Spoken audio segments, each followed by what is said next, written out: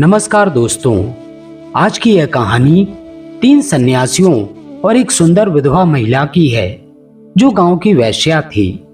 यह कहानी रहस्य, रोमांच और बदलाव से भरी हुई है। कैसे इन सन्यासियों की मुलाकात इस महिला से होती है और कैसे यह कहानी एक अनोखे मोड़ पर पहुंचती है, जानने के लिए इसे अंत तक जरूर सुने। बहुत समय पुरानी बात है जब सत्य की खोज में 3 सन्यासी देश देशांतर की यात्रा कर रहे थे। उनकी उम्र 30 से 35 वर्ष के बीच थी और वे तपस्वी जीवन जीते थे। वे भोजन के लिए गांव-गांव भिक्षा मांगते और बदले में लोगों को जीवन के सच्चे मार्ग के बारे में उपदेश देते थे। उनका एक ही उद्देश्य था, सत्य की खोज, जो हर मनुष्य को अपने जीवन में करनी चाहिए। एक बार की बात है, गर्मियों की एक दोपहर में जब सूर्य अपने तेज प्रकाश से पृथ्वी को झुलसा रहा था, तीनों सन्यासी पगडंडियों से गुजरते हुए एक छोटे से गांव की सीमा पर पहुंचते हैं। यह गांव अपेक्षाकृत छोटा था। यहाँ गिने चुने घर थे और चारों ओर हरियाली फैली हुई थी।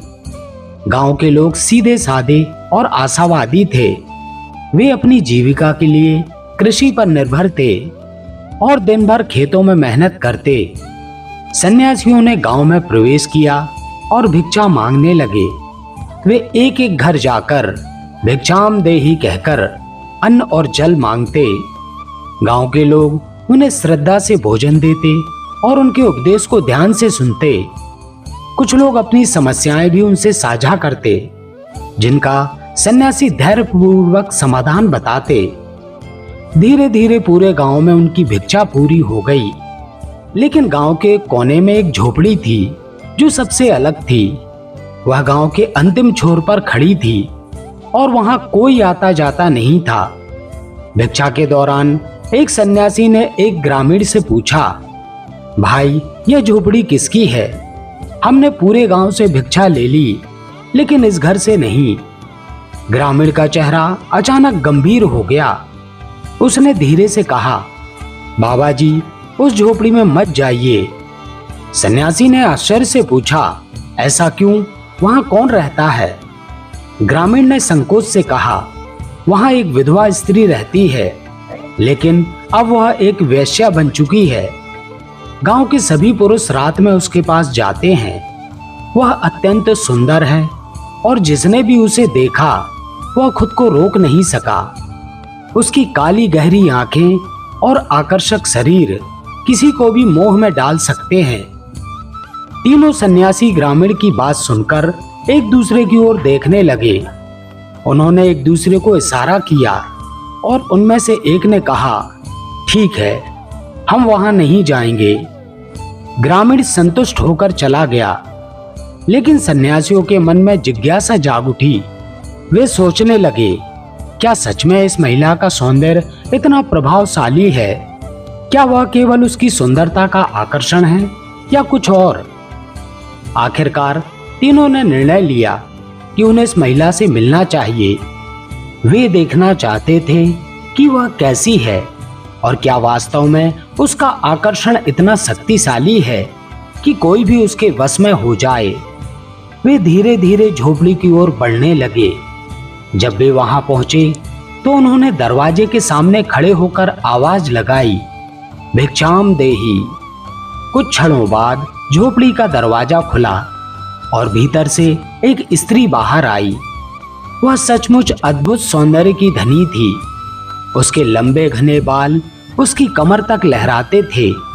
उसकी आंखें गहरी काली थी जो किसी रहस्य को छुपाए हुए प्रतीत होती थी।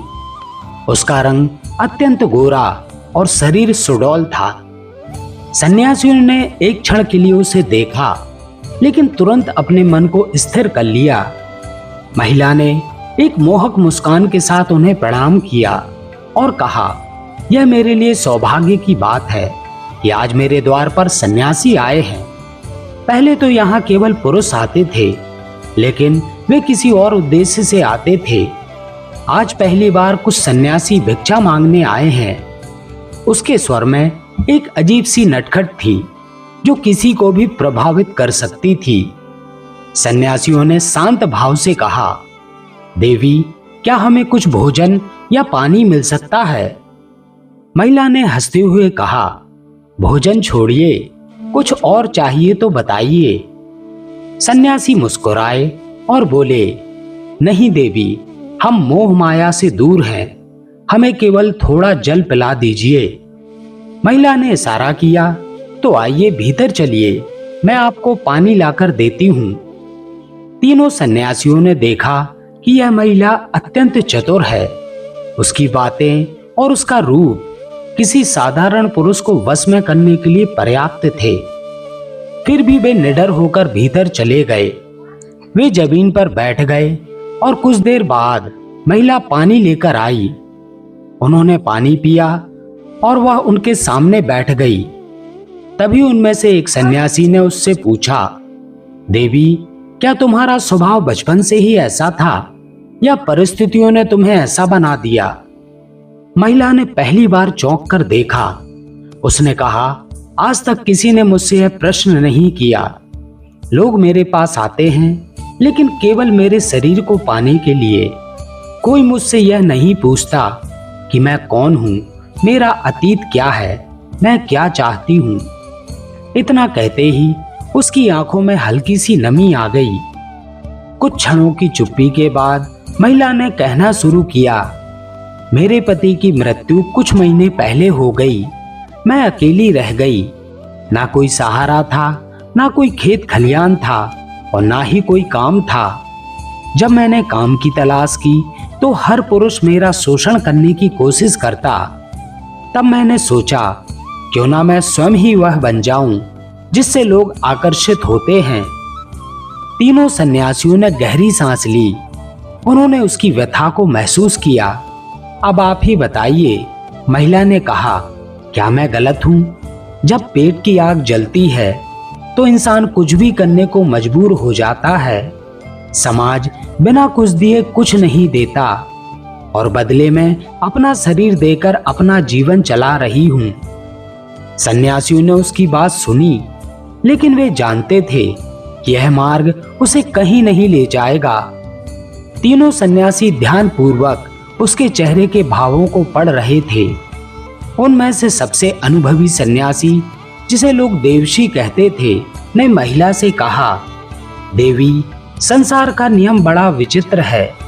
यह वही समाज है जो पहले किसी का शोषण करता है और फिर उसी पर उंगली उठाता है। लेकिन यह सत्य नहीं कि जीवन यापन का केवल यही एक मार्ग है। महिला ने कड़वाहट भरी मुस्कान के साथ कहा, बाबा, यदि यह मार्ग गलत है तो फिर समाज ने मुझे दूसरा मार्ग क्यों नहीं दिया? जब मेरे पति की मृत्यु हुई तब कोई मेरा सहारा नहीं बना। तब सबने मुझे बस एक वस्तु की तरह देखा। तीनों सन्यासियों ने उसकी पीड़ा को महसूस किया, लेकिन वे जानते थे कि किसी भी आत्मा का परिवर्तन एक गहरी प्रक्रिया है। तभी एक और सन्यासी, जिसे महायोगी कहा जाता था, आगे झुका और बोला, देवी, सत्य की खोज में हम तीनों बरसों से भटक रहे हैं। हमने राजा से लेकर भिखारी तक को देखा है, धनवान से लेकर निर्धन तक को समझा है, परंतु जो सबसे अधिक दुखी होता है वह व्यक्ति है जो अपने ही जीवन को समझ नहीं पाता। महिला कुछ कहने ही वाली थी कि अचानक झोपड़ी के बाहर से किसी के तेजी से भागने की आवाज आई। सन्यासी सतर्क हो गए। देवसी ने झोपड़ी का दरवाजा खोला और देखा कि एक व्यक्ति दरवाजे के बाहर खड़ा है। कौन हो तुम? देवसी ने कड़क आवाज में पूछा। वह व्यक्ति सहम गया, लेकिन कुछ क्षणों के बाद संकोच से सामने आकर बोला, मुझे क्षमा करें बाबा, मैं इसी गांव का रहने वाला हूँ। मैं बस यह देखने आया था कि आप लोग यहाँ क्या कर रहे हैं। सन्यासियों ने उसकी आंखों में झांका। वह डर, संकोच और जिज्ञासा का मिश्रण था। तभी महिला ने उसकी ओर देखा और कड़वे स्वर में कहा, क्या हुआ? आज तुम्हें मेरी चिंता होने लगी? जब मैं इस राह पर चली थी तब तुमने और बाकी गांव वालों ने मेरा साथ क्यों नहीं दिया? उस व्यक्ति ने सिर झुका लिया। हम डर गए थे और शायद स्वार्थी भी थे। उसने धीरे से कहा। महिला की आंखों में कुछ क्षणों के लिए एक अजीब सी चमक आई। सन्यासियों ने उस व्यक्ति से पूछा, क्या तुम स्त्री की सहायता करना चाहते हो? वह व्यक्ति कुछ क्षणों मौन रहा, फिर बोला, अगर यह सच में अपना जीवन बदलना चाहती है तो मैं सहायता करने के लिए तैयार हूं। महिला अब असमंजस में थी। उसे यह समझ नहीं आ रहा था कि क्या वह सच में बदल सकती है। उसने सन्यासियों की ओर देखा और पूछा, बाबा, यदि मैं इस राह को छोड़ दूं तो क्या समाज मुझे स्वीकार करेगा? क्या लोग मेरे अतीत को भूल पाएंगे? महायोगी ने मुस्कुराते हुए कहा, देवी, जल को चाहे कितना भी गंदा कर दिया जाए, वह धैर्य और समय के साथ फिर से स्वच्छ हो सकता है। प्रश्न यह नहीं कि समाज क्या करेगा, प्रश्न यह है कि तुम क्या चाहती हो। महिला पहली बार निशब्द हो गई। यह प्रश्न किसी ने उससे कभी नहीं पूछा था, लेकिन तभी कुछ ऐसा हुआ जिसने सबको चौंका दिया। झोपड़ी के बाहर कई लोगों की चहल पहल सुनाई देने लगी। गांव के कुछ पुरुष, जिसमें से वही लोग भी थे जो पहले महिला के पास जाया करते थे, अब बाहर खड़े थे। उनकी आंखों में गुस्सा और घबराहट थी। बाबा, आप लोग यहाँ क्या कर रहे हैं? एक बुजुर्ग ने कड़े स्वर में पूछा। सन्यासियों ने उन्हें शांत रहने को कहा, लेकिन गांव वालों में बेचैनी थी। किसी ने कहा, यदि यह स्त्री सुधर गई तो हमारे लिए रास्ते बंद हो जाएंगे। यह वाक्य सुनते ही सन्यासियों को समझ में आ गया कि समस्या केवल इस महिला की ही नहीं थी, बल्कि पूरा समाज ही पतन के गर्त में जा चुका था। देवशी ने हाथ उठाकर गांव वालों को शांत किया और गहरी आवाज में बोले, भाई, हम केवल स्त्री की नहीं बल्कि पूरे गांव की भलाई के लिए यहाँ आए हैं। गांव के एक वृद्ध ने व्यंग्य से कहा, कैसी भलाई बाबा, यह तो जन्म से ही ऐसी थी, इसकी नियति यही थी। महायोगी मुस्कुराए और बोले, किसी की नियति जन्म से तय नहीं होती। अगर ऐसा होता तो एक पत्थर कभी मूर्ति नहीं बन सकता था। अगर कुम्हार मिट्टी को आकार ना दे तो वह सिर्फ धूल रह जाएगी। इंसान वही रहता है जो वह खुद बनना चाहता है। गांव वाले चुप हो गए। वे पहली बार किसी सन्यासी से ऐसी बातें सुन रहे थे।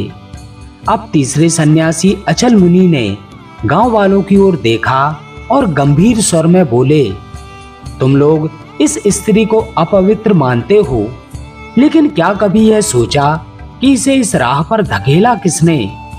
इसके पति की मृत्यु के बाद तुम में से किसी ने इसकी सहायता नहीं की। ये किसकी गलती थी? गांव के लोग एक दूसरे का मुंह देखने लगे। कुछ के सिर झुक गए। अचल मुनि ने आगे कहा, अगर एक पुरुष सन्यासी बन जाए तो लोग उसे पूजते हैं, लेकिन यदि कोई स्त्री अपना अलग रास्ता चुनती है तो उसे तिरस्कार मिलता है। ये कैसा न्याय है? लोगों के बीच कानाफूसी होने लगी। कुछ लोग मानो इस बात से सहमत होने लगे थे। सन्यासियों के शब्द सुनकर महिला की आंखों में आंसू आ गए। उसने हाथ जोड़कर कहा, बाबा, आज आपने पहली बार मुझे इंसान की तरह समझा है। मैं अपने अतीत से मुक्त होना चाहती हूँ। कृपया बताइए मैं क्या करूँ? महायोगी बोले, देवी, सबसे पहले तुम्हें खुद पर विश्वास करना होगा। समाज का डर छोड़ो और अपने लिए एक नई राह चुनो। महिला ने सिर झुका लिया। फिर धीरे धीरे उसने अपने गहने उतारकर सन्यासियों के चरणों में रख दिए और बोली, आज से मैं अपनी पुरानी पहचान छोड़ रही हूँ। मैं अब एक नया जीवन शुरू करूंगी। गांव के लोग यह देखकर आश्चर्यचकित रह गए। कुछ के मन में ग्लानि थी, कुछ के मन में सम्मान का भाव जाग उठा था। अब देवशी गांव वालों की ओर मुड़े और बोले, अब यह स्त्री नया जीवन शुरू करना चाहती है, लेकिन प्रश्न यह है, क्या तुम लोग इसे स्वीकार करोगे? गांव में फिर से हलचल मच गई। कुछ लोगों ने सिर हिला दिया, लेकिन कुछ अब भी संदेह में थे। तभी एक वृद्ध किसान आगे बढ़ा और बोला, बाबा, आपने हमारी आंखें खोल दी।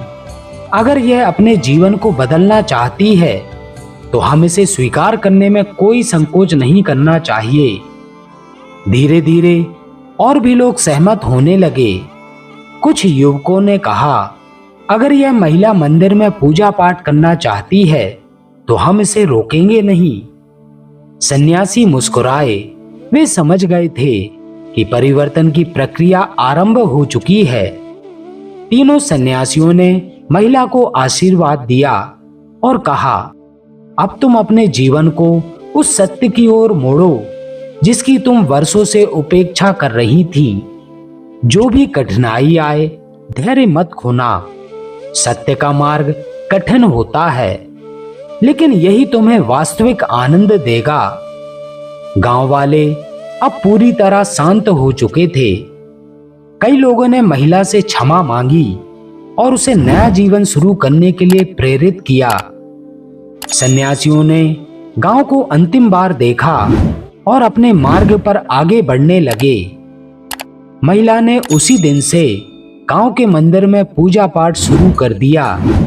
गांव वाले अब पूरी तरह शांत हो चुके थे। कई लोगों ने महिला से क्षमा मांगी और उसे नया जीवन शुरू करने के लिए प्रेरित किया। सन्यासियों ने गांव को अंतिम बार देखा और अपने मार्ग पर आगे बढ़ने लगे। महिला ने उसी दिन से गांव के मंदिर में पूजा पाठ शुरू कर दिया। उसने अपना समय भक्ति, सेवा और सत्संग में लगाना शुरू कर दिया। धीरे धीरे गांव के लोग भी उसे स्वीकार करने लगे। जो लोग कभी उसकी ओर गलत दृष्टि से देखते थे, अब वे भी उसका सम्मान करने लगे। गांव की अन्य स्त्रियों ने भी उसमें प्रेरणा देखी। वे समझ गईं कि आत्मसम्मान से जीने का दूसरा मार्ग भी हो सकता है। तो दोस्तों, अगर आपको यह कहानी पसंद आई हो तो वीडियो को लाइक करें और अपने विचार हमें कमेंट के माध्यम से बताएं। और जिन मित्रों ने हमारे चैनल को सब्सक्राइब नहीं किया है, वे चैनल को सब्सक्राइब जरूर करें और बेल आइकन दबा के ऑल करें, ताकि आगे आने वाली वीडियोस की नोटिफिकेशन आपको समय पर मिलती रहे। तो दोस्तों, इस वीडियो में बस इतना ही। मिलते हैं ऐसे ही किसी अन्य मोटिवेशनल कहानी में।